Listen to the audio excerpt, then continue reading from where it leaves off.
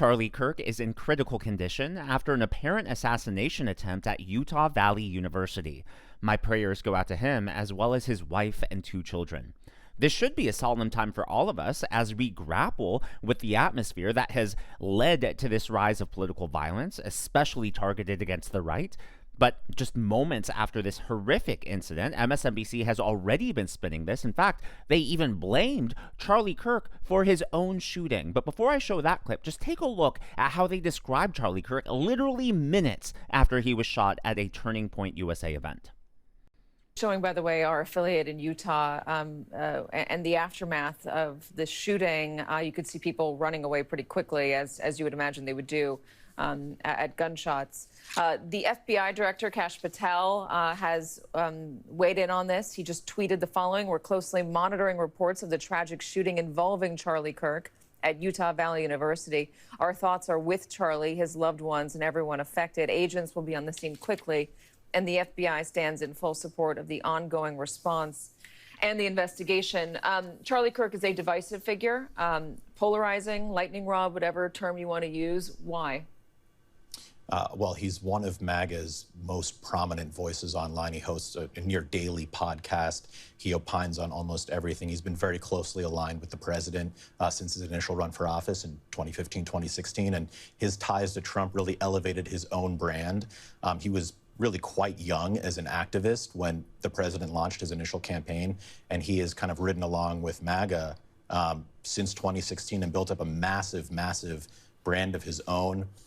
His group has brought in tons and tons of money. Now, that was just the warm-up. They escalated from calling him divisive to actually accusing him of hate speech, and then they went down this rabbit hole of how hate speech really creates this type of violence that we saw directed against Charlie Kirk himself. The reason I want to point this out is because we've had multiple assassination attempts against President Trump. There was the shooting a few years back at the congressional baseball game, which targeted conservatives. You had the attack against Rand Paul. You have this against Charlie Kirk. The list goes on and on and on.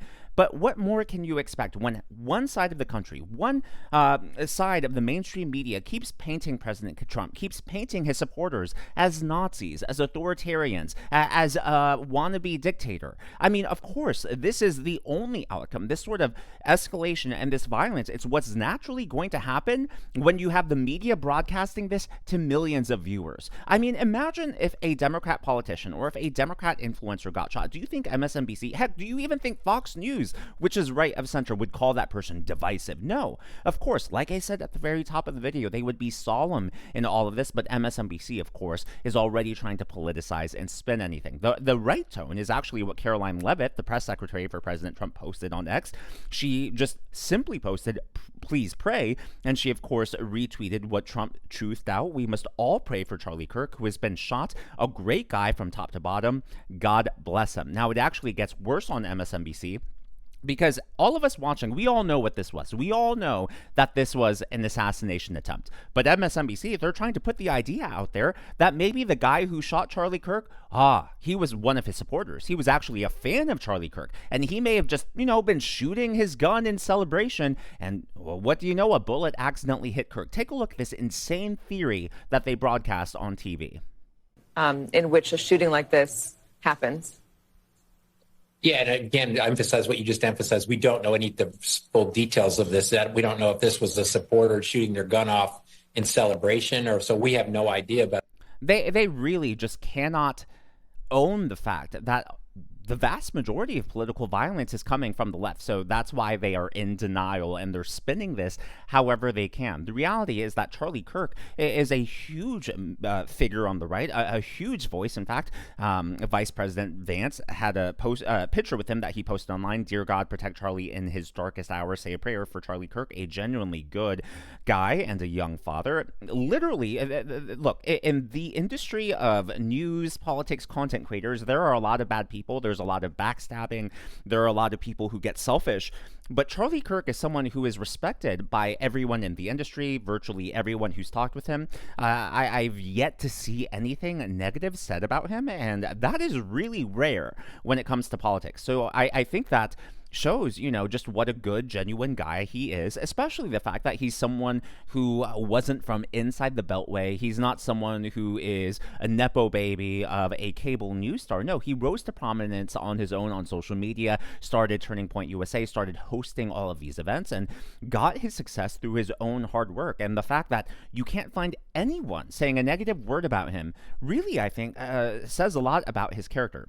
Now, the Democrats, believe it or not, good for them. They're actually coming out in support of Charlie Kirk. John Fetterman posted this. I condemn this in the strongest terms. There is zero place in our great country for these horrendous acts of political violence. We must find a better way forward.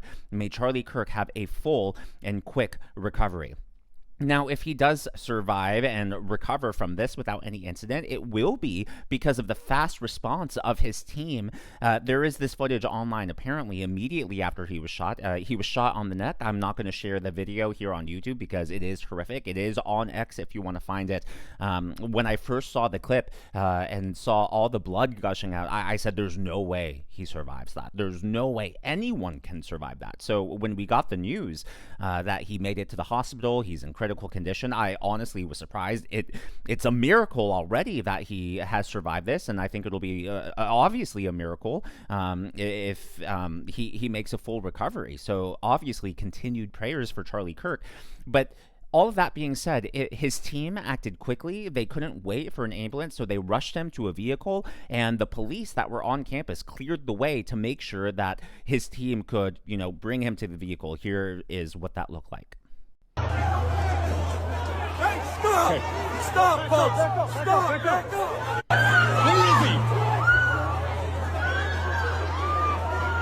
Amy, go! So obviously his team and security there acted very quickly. Now, there are a lot of conflicting reports. It appears that the shooter was at least 200 yards away. They thought they had caught the guy, but apparently they haven't. There's a lot of conflicting stuff about that. But before we get into who the shooter may or may not be, over on MSNBC, still, they're spinning this. And like I said, they accused Charlie Kirk of hate speech. And they really went down this whole convoluted line of reasoning, basically blaming Charlie Kirk for his own assassination attempt. But following up with what was just said, he's been one of the most divisive, especially divisive younger figures in this, who is constantly sort of pushing this sort of hate speech or sort of aimed at certain groups. And I always go back to hateful thoughts lead to hateful words, which then lead to hateful actions. Oh, okay. I mean, he doesn't flat out say it, but we all know he's dangling that carrot in front of us. He wants us to take that bait. We all know what he's implying there, and it really is disgusting. It would be disgusting at any time, but literally in the minutes after he was shot, you don't even know, you being them, of course, don't even know if he's alive or if he's going to make it. And that's what you're going to choose to broadcast on TV. It really is disgusting. Now, they ended up arresting a man immediately after the shooting. A video was posted of him online where he's heard saying, I have the right to remain silent. This surprised a lot of people because it was a Turning Point USA event on a college campus, so a lot of people assumed that it would have been a younger individual. But take a look. I have the right to remain silent.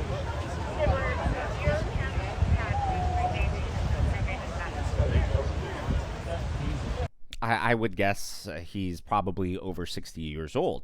Now, the reason I say there's a lot of conflicting information is because the New York Times has released this. As of 8 minutes ago, right when I started making this video, the police have determined that a person who was taken into custody after the shooting was not actually the shooter, according to Scott Trotter, a university spokesman. The university had earlier said a suspect was in custody. So this obviously suggests that the shooter is still on the loose, and I will update you if more information comes out in the coming hours, and hopefully they're able to catch whoever did this, and hopefully it's not more than one person. But there's already a lot of conflicting information. They said that the shooter was 200 yards away from people on the ground, from people who attend the university. Apparently some of those windows can't be opened. So some of the original theories as to the position of the shooter have already been debunked. Of course, law enforcement is doing their job and they're investigating every scenario, and there will likely be more footage that comes out, just course, given the prominence of security cameras and cell phones. But a lot of people who are either retired analysts or cops, or even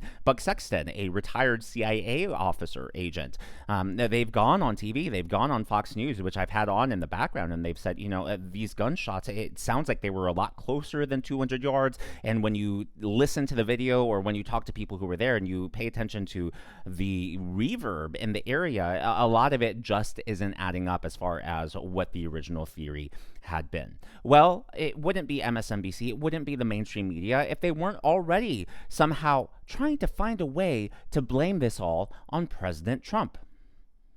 They happen to be assigned to investigating the president when he was not in office.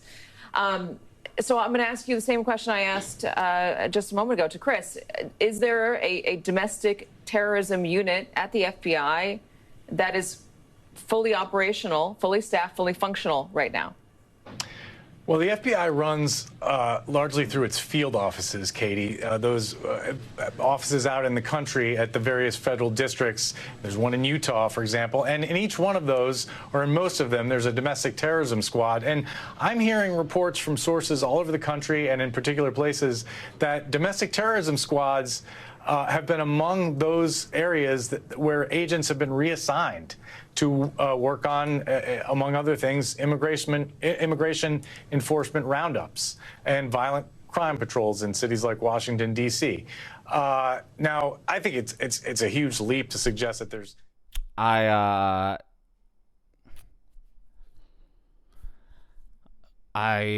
just got a text from a friend. President Trump just posted on Truth Social that Charlie Kirk has passed away. Trump just posted on Truth Social, the great and even legendary Charlie Kirk is dead. No one understood or had the heart of the youth in the United States of America better than Charlie. He was loved and admired by all, especially me, and now he is no longer with us.